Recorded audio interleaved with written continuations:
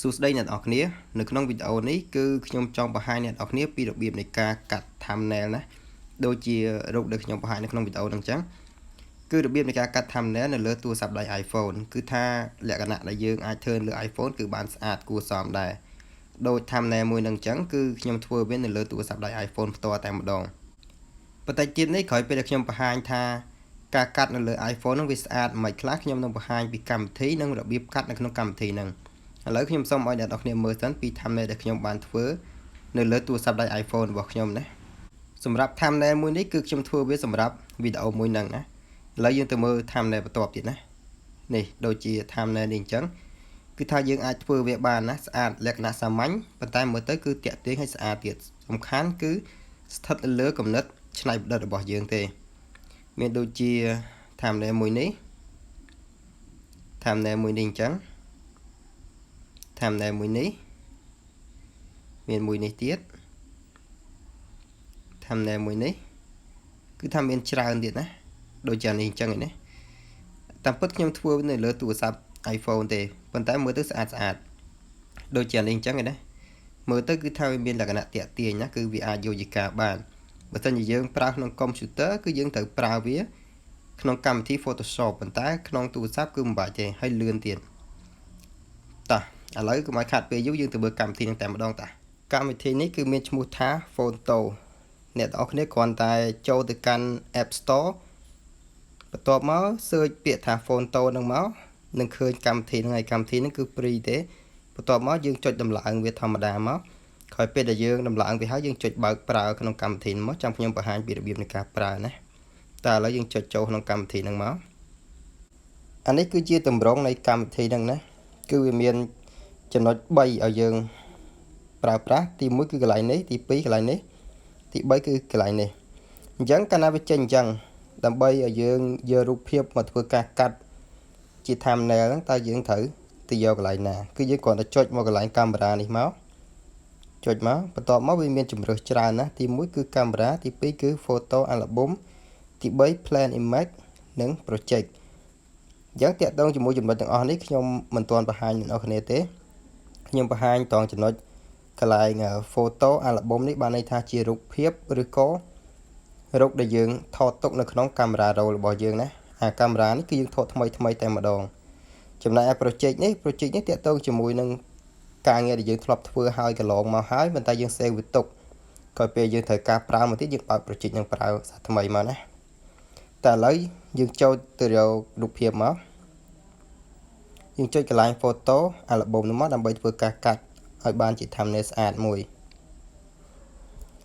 អញ្ចឹងតាក់ទងជាមួយចំណុចនេះដើម្បីធ្វើ thumbnail ដាក់ទៅឲ្យត្រូវជាមួយទំហំ YouTube របស់យើង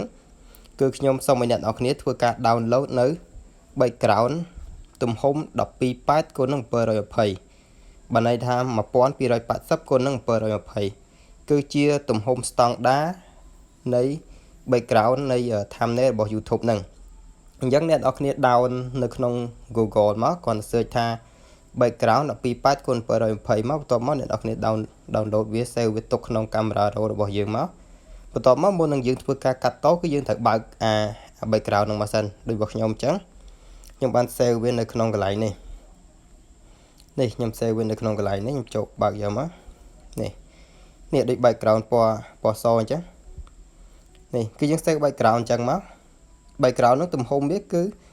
បដោយវាគឺ 12.8 គុណនឹង 720 ក្រោយពេលយើងចុចបើកយើងចុចពាក្យថាដានឡើងនេះបន្ទាប់មកវានឹងចូលមកដល់កន្លែងហ្នឹងហើយហេតុអីបានយើងចាំបាច់ត្រូវ down background ទំហំ 12.8 គុណនឹង 720 មកធ្វើអីហេតុអីយើងមិនបើករូបភាពយកមកកាត់តែម្ដងយោងទៅតាមការដែលខ្ញុំធ្លាប់ធ្វើនៅពេលដែលយើងបើកមកយកមកកាត់យកតែម្ដងពេលខ្លះទំហំហ្នឹងគឺវាធំដាក់ជាមួយនឹងទំហំ YouTube របស់យើងគឺអត់ត្រូវគ្នាទេចូលនៅពេលដែលយើងចូលកន្លែងដាក់ thumbnail custom thumbnail ហ្នឹងគឺវាអត់ឲ្យទេដោយសារតែទំហំដែលយើងកាត់ហ្នឹងគឺធំអញ្ចឹងដើម្បីដាក់ឲ្យត្រូវគឺខ្ញុំសូមឲ្យអ្នកនរគ្នាធ្វើការ down ឬក៏ save នៅ background មួយដែលមានទំហំ 12.8 គុណនឹង 720 ហ្នឹងជាមុនសិនបន្ទាប់មកយើងបើកវាធ្វើជាគំរូបន្ទាប់មកចាំយើងចូលទៅយករូបភាពមកធ្វើការកាត់ដើម្បីចូលយករូបភាពគឺយើងចុចកន្លែង trace 3នេះចុចចូលកន្លែងហ្នឹងមកបន្ទាប់មកអ្នកនរគ្នាចូលកន្លែងពាក្យថា add image នេះយើងចុចអាហ្នឹងមកយើងចូលទៅយករូបភាពនៅក្នុងកាមេរ៉ា roll របស់យើងហ្នឹងដែលយើងបាន save ទុកណាឧទាហរណ៍ថាយើងចង់បានរូបភាពមួយណាយើងចុចយកវាមកតមកវាចេញអញ្ចឹងយើងចុចពាក្យថាដាននេះដានខាងលើនេះតមកវាចេញអញ្ចឹងចេញមកតមកយើងគ្រាន់តែយកម្រាមដៃចោលដៃរបស់យើងចុចនៅលើហ្នឹងមកចុចមកឲ្យវាចេញមុខងារទាំងអស់នេះគឺវាមានសាយដើម្បីពង្រីករូបហ្នឹងឲ្យធំឲ្យតូចអានេះគឺប្រវាយណាវាយនេះបានន័យថាឲ្យប្រវាយទៅតឹងហ្នឹងវែងខ្លីជាមួយយើងអូសវាឡើងគឺវែងចេះដល់ពេលហាយនេះគឺឲ្យវាខ្ពស់ទាបវិញណាគឺវាសេរីបានអញ្ចឹងណាអាហ្នឹងតេតទៅជាមួយនឹងសាយតេតទៅជាមួយនឹងកន្លែងធាលនេះអាហ្នឹងគឺសេរីឲ្យវាប្រឆិតប្រឈៀងជាមើលបើយើងចុចដកមួយវាយឺតបើយើងអូសវាលឿនណាយើងអាចបវលវាអាហ្នឹងណាអាហ្នឹងយើងចង់បវលវាបានហើយតេតទៅជាមួយនឹងមូនេះពេលយើងចុចយ៉ាងមកគឺយើងចុចព្រួយឡើងលើវាអង្កលឡើងលើចុចព្រួយមកក្រោមវាអង្កលមកក្រោមឆ្វេងមកឆ្វេងស្ដាំមកស្ដាំណាជាមួយដល់ពេលយើងចុចទៅវាអង្កលយ៉ាងនេះចុចមកក្រោមវាមកចេះចុចមកឆ្វេងវាមកចេះចុចមកស្ដាំគឺវាមកចេះហើយអាហ្នឹងក៏យើងអាចផ្លាស់ប្ដូរវាបានដែរយើងគ្រាន់តែយកដៃរបស់យើងចុចនៅកន្លែងនេះតមកយើងទាញវាទៅយើងអាចអង្កលវាបានធម្មតាឃើញទេតមកវាមាន alpha ណា alpha នេះទៅពេលយើងចុចចូលកន្លែងហ្នឹងទៅដល់ពេលយើងទាញវាថយមកតិចរូបហ្នឹងគឺវាកាន់តែព្រាលបានថាវាអត់សូវច្បាស់កាលណាយើងទាញវាឲ្យខ្ពស់ឡើងម្ដងនេះរូបហ្នឹងគឺច្បាស់ធម្មតាកាលណាយើងទាញវាអស់អញ្ចឹងវាចេញសមោសូវច្បាស់ឃើញទេអាហ្នឹងតើទៅជាមួយនឹង alpha ណាហើយមួយទៀតតើទៅជាមួយនឹង remove នេះគឺយើងដឹងហើយកាលណាយើងចុច remove គឺស្មើនឹងលុបរូបហ្នឹងចេញវិញណាអាហ្នឹងទី1គឺរបៀបនៃការដាក់រូបចឹងមកតមកយើងសេរីទំហំដាក់ផ្លាស់ប្ដូរទីតាំងរបស់វា style មិនទៅអាស្រ័យរបស់យើងណាមួយទៀតគឺរបៀបនៃការសរសេរអក្សរយើងគ្រាន់តែយកដៃរបស់យើងចុចនៅលើនេះ background ទាំងអស់នេះកន្លែងនេះក៏បានហើយយើងចុចយ៉ាងទៅវានឹងឃើញពាក្យថា add text តមកយើងយកដៃរបស់យើងចុចនៅកន្លែងពាក្យថា add text ហ្នឹងមកពេលនោះវានឹង load ឲ្យយើងវាយអក្សរយើងអាចវាយជាភាសាខ្មែរក៏បានជាភាសាអង់គ្លេសក៏បានអញ្ចឹងឧទាហរណ៍ថាបើខ្ញុំវាយជាភាសាខ្មែរយ៉ាងនេះយើងវាយជាភាសាខ្មែរគឺវាចេញអក្សរអញ្ចឹងអត់ស្អាតទេទៀតទៅជាមួយអក្សរក៏អត់ខុសពីរូបភាពដែរណាដល់ពេលដែលយើងចុចនៅលើអក្សរគឺវានឹងចេញមាន text មាន font មាន style មាន size មាន ធាលហើយនឹង move នេះទៀតទៅជាមួយនឹង text ហ្នឹងគឺក្នុងករណីដែលយើងសរសេរហើយយើងចង់បន្ថែមអក្សរទៀតយើងចុចកន្លែង text ហ្នឹងមកគឺយើងអាចសរសេរអក្សរបានបន្ថែមទៀតទៀតទៅជាមួយនឹង font នេះគឺយើងដូរទម្រង់អក្សរណាកាលណាយើងចុចចូលមកគឺវាចូល font ភាសាអង់គ្លេសទេអញ្ចឹងបើយើងចង់បាន font ភាសាខ្មែរគឺយើងចូលកន្លែងនេះ my font នេះឃើញទេចុចមកវាមានអា font ទាំងអស់នេះសុទ្ធតែជា font ដែលយើង download មកទេមិនមែនថាបើកម្មវិធីនឹងមកគឺបាន font នឹងមកតែម្ដងទេអញ្ចឹងរបៀបនៃការ download អ្នកនរគ្នាគ្រាន់តែចុចតាមការណែនាំរបស់វាមក how to install font បើសិនជាអ្នកនរគ្នា download អត់បានទេចាំវីដេអូក្រោយចាំខ្ញុំធ្វើពីរបៀបនៃការ download font ហ្នឹងតោះឥឡូវ font ភាគច្រើនដែលខ្ញុំប្រើគឺខ្ញុំចូលចិត្តយកតែ font ខ្មែរ OS Bulai អញ្ចឹងខ្ញុំចុចយកហ្នឹងមកតមកឃើញវាដូរហើយណាតមកយើងចង់ផ្លាស់ប្ដូរអក្សរនេះយើងចុចកន្លែង move នេះដូចគ្នាយើងកិលវាឡើងលើចុះក្រោមឆ្វេងស្ដាំណាតមកបើយើងចង់បដូរទំហំក៏ដូចគ្នាដែរយើងចុចសាយមកទាញវាទៅតូចធំតាមនឹងមកយើងសេរីធ្វើម៉េចឲ្យសមដែលយើងចង់បានណាហើយតាក់ទងជាមួយនឹង style នេះយើងចង់ដាក់ពណ៌អក្សរណា text ហ្នឹងបានន័យថាពណ៌អក្សរនឹងទាំងមូលណាយើងចង់ដាក់ខ្មៅដាក់ក្រហមដាក់លឿងអីក៏បានដែរតែយើងទេអាហ្នឹងណាឥឡូវខ្ញុំដាក់ពណ៌ខ្មៅចុះតាក់ទងជាមួយនឹង stroke ហ្នឹងបានន័យថាពណ៌នៅខាងក្រៅនេះឥឡូវយើងចុចកន្លែង stroke ហ្នឹងមកបន្តមកឥឡូវខ្ញុំចុច stroke វិញខ្ញុំយក stroke ពណ៌ក្រហមឃើញទេកាលណាយើងចុច stroke ពណ៌ក្រហមគឺអាពណ៌ក្រហមនៅខាងណាអាហ្នឹងគេហៅថា stroke អីអញ្ចឹងយើងចង់បានអា stroke ហ្នឹងពណ៌កាន់តែស្ដើងកាន់តែក្រាស់យើងចុចកន្លែងនេះកន្លែងវាយវានេះឃើញទេយើងអូសអាហ្នឹងមកយើងអូសវាអញ្ចេះវាឡើងកាន់តែក្រាស់ថយមកអញ្ចេះវាកាន់តែស្ដើងទៅថយឡើងមកគឺកាន់តែក្រាស់ហ្នឹងអញ្ចឹងគឺយើងសេរីវានៅកន្លែងនេះហ្នឹងណាហើយតាក់ទៅជាមួយនឹង background នេះយើងចុចកន្លែង background ហ្នឹងមកនៅពេលយើងចង់ដាក់ background ពណ៌អីឥឡូវទៅពណ៌ផ្កាឈូកនៅពេលយើងដាក់មកគឺវាចេញអញ្ចេះឥឡូវយើងដល់ពេលយើងធ្វើហើយយើងចុចដានមកអ្នកនរគ្នាឃើញហ្នឹងណា background ហ្នឹងវាចេញអញ្ចឹងហើយពណ៌អក្សរវាអញ្ចឹងហើយនឹង stroke វាពណ៌ក្រហមនេះយើងដាក់ធ្វើម៉េចឲ្យស្អាតទៅតាមការស្រឡាញ់របស់យើងអានេះខ្ញុំគ្រាន់ធ្វើបង្ហាញទេតើមកបើយើងចង់ effect វាបន្ថែមទៀតយើងចូលកន្លែង style ហ្នឹងដែរមកវានឹងមានមុខងារច្រើនទៀតមុខងារ text stroke ហើយនឹង background នេះអ្នកនរគ្នាដឹងហើយឥឡូវនៅកន្លែង style នេះមកទៀតយើងចុចចូលកន្លែងហ្នឹងមកកន្លែងហ្នឹងវាមាន underline វាមាន shadow ហើយនឹង spacing អញ្ចឹងកាលណាយើងចុចឥឡូវយើងនិយាយពី shadow សិន shadow មានមុខងារច្រើនទេឃើញទេវាមាននេះបើយើងចុចអានេះចេះវាចេញស្រមោលខ្មៅនៅកន្លែងអក្សរយើងហើយយើងចុចអានេះចុចមកវាចេញខ្មៅដែរប៉ុន្តែខ្មៅមកអញ្ចេះហើយយើងចុចអានេះវាចេះចុចបន្ទាប់មកទៀតមកអញ្ចេះនេះធម្មតាវិញនេះចុចតាក់ទងកន្លែង spacing នេះតាក់ទងកន្លែងហ្នឹងអ្នកនរគ្នា edit មិនធ្វើម៉េចឲ្យមើលទៅស្អាតហើយតាក់ទងកន្លែងនេះលើកឧទាហរណ៍ថាយើងដាក់ចេះតាក់ទងជាមួយនឹងទាំងអស់នេះalpha នេះដូចគ្នាណាកាលណាយើងអូសវាមកស្ដើងគឺវាកាន់តែព្រិលមើលឡើងសូវច្បាស់អូសវាកប់មកចេះមកបាននេះវាមើលទៅដុតខ្លាំង blur នេះក៏ដូចគ្នាដែរធ្វើវាព្រិលហើយណាអូសយ៉ាងមកហើយកន្លែង x ហើយ y នេះគឺកម្រិតកាលណាយើងទាញ x គឺវាកាន់តែខ្លាំងវាកម្រិតកាន់តែឆ្ងាយកាលណាយើងទាញទួតវាកម្រិតកាន់តែជិតនេះ y នេះក៏ដូចគ្នានេះលើក្រោមណាឃើញទេអានឹងតាក់ទងជាមួយនឹងដូចគណិតវិទ្យាអញ្ចឹងx dx y ឈរអញ្ចឹងទៅហើយបន្តមកកន្លែង spacing នេះគឺវិដក clear អក្សររបស់យើងហើយតាក់ទងនឹង underline នេះគឺដាក់បន្ទាត់ដៃធម្មតាអញ្ចឹងក្រោយពេលដែលយើងធ្វើហើយអញ្ចឹងមកអ្នកនរគ្នាចុចពាក្យថាដានមកគឺជាការស្រេចណាអញ្ចឹងតាក់ទងជាមួយទី1គឺរូបភាពយើងចេះដាក់ហើយអំកិលហើយនឹងខ្សែអក្សរមួយទៀតយើងចង់បន្ថែម style បន្ថែមទៀតអញ្ចឹងយើងចុចកន្លែងនេះ 3 នេះមកវាមាន add item ណាអញ្ចឹងយើងចុចកន្លែង add item ហ្នឹងមកវាមានច្រើនទៀតគេណាដើម្បីយើងប្រើការទៅតាមការចាំបាច់របស់យើងវាមាននេះយើងចុចមកនេះមកមានចេះណាបន្ទាប់មកយើងចុចមកយើងចង់បានសញ្ញាព្រួយអីយើងចុចលើហ្នឹងមកបន្ទាប់មកវាចេញចេះប៉ុន្តែដោយសារតែកម្មវិធីហ្នឹងភាគច្រើន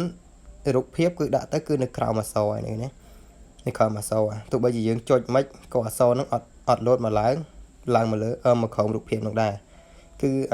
រូបដែលយើងដាក់ហ្នឹងគឺស្ថិតនៅក្រោមអក្សរហ្នឹងតែម្ដងអញ្ចឹងជាធម្មតាដើម្បីកាត់ឲ្យស្អាតបើយើងចង់ដាក់ background ពណ៌ផ្កាឈូកនេះគឺយើងត្រូវដាក់វា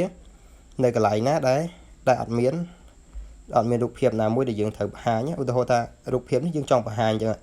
ងបើយើងដាក់អញ្ចឹងឧទាហរណ៍យើងអូសវាអញ្ចេះគឺវាបាំងរូបភាពឯងឃើញទេយើងត្រូវដាក់វាឲ្យឆ្ងាយដាក់វាកន្លែងណាមួយដែលឥឡូវសំខាន់គឺអ្នកទាំងអស់គ្នាស្រឡាញ់មិនគឺសេរីតាមហ្នឹងណាឃើញទេហើយតើតើជាមួយនេះគឺដូចគ្នាដែរណាវាមាន color យើងអាចដូរពណ៌វាបានមាន size អាចពង្វិលវាមិនក៏បានដែរហ្នឹងណាហើយ move នេះក៏អាចផ្លាស់ប្ដូរទីតាំងវាបានធម្មតាតើតើជាមួយ stroke នេះបើយើងអូសវាកាន់តែខ្លាំងមកគឺ stroke នេះពណ៌សនេះអ្នកដាក់យ៉ាងអ្នកមើលឃើញហើយឥឡូវចាំខ្ញុំដូរពណ៌ទៅជាពណ៌ខ្មៅវិញមើលតើមកយើងចុចដានមកតើមកកន្លែង stroke នេះធម្មតានេះកន្លែងសស្មើឯនេះដល់ពេលយើងចុច stroke នោះអូសទៅគឺវាកាន់តែក្រាស់ទាញមកនេះគឺវាកាន់តែស្ដើងណានេះពណ៌សស្មើនេះឃើញទេអានេះតើទៅមួយ stroke ណាតើមកនេះយើង remove ធម្មតាអញ្ចឹងអ្នកតាក់ទងជាមួយនឹង effect ច្រើនយើងចុចកន្លែងហ្នឹងមកចូលកន្លែង add item ហ្នឹងមានវងមូលមានអីហ្នឹងយើងអាចយកមកប្រើមកនេះឃើញទេយើងអាចប្រើវាបានតើមកយើងចង់ដូរ color យើងចុចកន្លែង color នេះមក